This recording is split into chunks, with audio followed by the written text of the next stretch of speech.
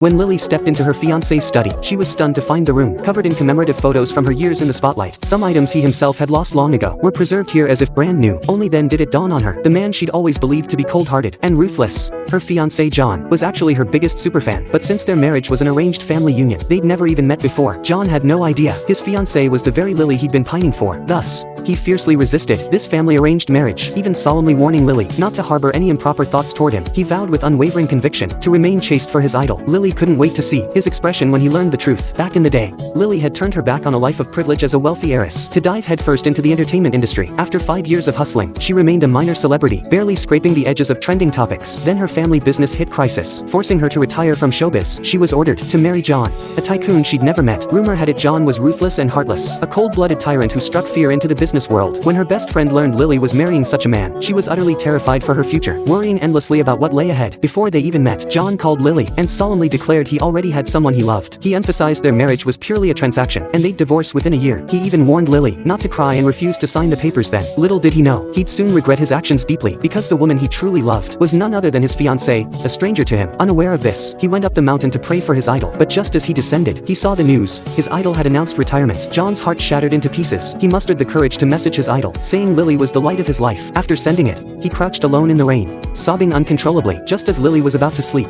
she received this private message. This ID was all too familiar to her. It belonged to a core member of her fan group. For 5 years, every update she posted and the live photos he took were always the clearest. He'd buy every product he endorsed, claiming it was for employee perks. Lily quickly replied, thanking him for 5 years of support. Just as he was about to deactivate his account, a trending topic caught his eye. Corporate CEO weeps in the rain. He clicked in, and his jaw nearly dropped. It was his fiancée. He couldn't help but mock his own 5 years of hard work. Hadn't even grazed the edges of the trending charts. Her fiancé, meanwhile, had gone viral with a single tear. Wasn't he supposed to be ruthless and decisive? How could a grown man cry like that? Early the next morning, before Lily had even woken up, her fiancé called. John cut straight to the chase. He had someone else he liked. He declared they'd have no involvement in each other's lives after marriage. He'd heard Lily had a first love she adored in Beijing. Conveniently, he had a business trip to Beijing coming up. He even generously offered not to mind, saying he'd take Lily along. Lily instantly understood the subtext. This was about each pursuing their own love without entanglement. She nearly laughed in anger, wondering what else he'd demand. John promptly added their marriage could only last 1 year. Lily readily agreed, but John clearly didn't trust verbal promises. To prevent Lily from changing her mind later, he asked her to sign a contract immediately, adding he was already downstairs at her building. Lily couldn't help but marvel at how efficient this big shot was. Brushing her teeth,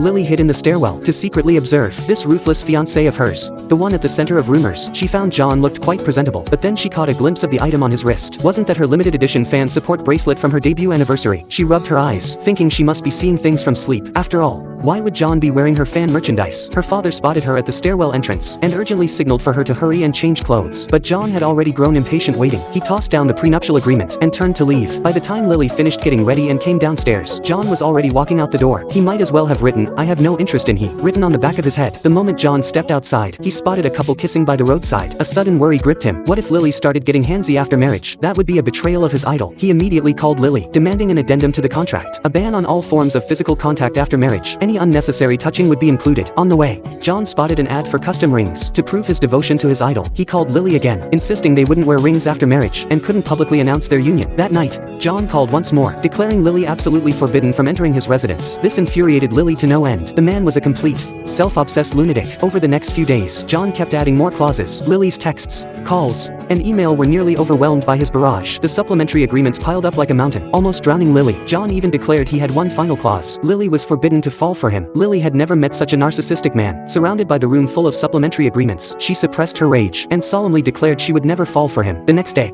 following John's instructions, Lily delivered the mountain of prenuptial agreements to his home. The servants were thrilled to see her, exclaiming this book was far prettier than any doll. The workers' comments left Lily puzzled until she entered John's study. She discovered her idol was none other than herself. She couldn't resist calling to tease John, but he launched into a rant almost immediately. He speculated her idol had likely retired to marry someone, wondering which lucky bastard had won her heart. That bastard better treat her right, or John would hunt him down to the ends of the earth, first castrating him physically, then chopping him into 1,000 pieces. In short, he wouldn't let him off easy. Lily stifled her laughter on the other end of the line and suggested meeting before the wedding. John flatly refused, impatiently hanging up. On the day of the license ceremony, Lily wanted some sense of occasion and bought a bouquet by the roadside. Just then, John called, asking what color she was wearing today, just in case he mistook someone else for her. Lily replied he'd know when they met. After hanging up, John suddenly spotted Lily by the roadside and stared in disbelief. Wasn't this his idol? He immediately called again to reschedule the registration. When Lily demanded why, He apologized, saying something more important had come up. He'd just seen his idol walking toward him, and wanted to say one word to her. Just one word. John was incredibly excited, feeling his heart race. He even joked,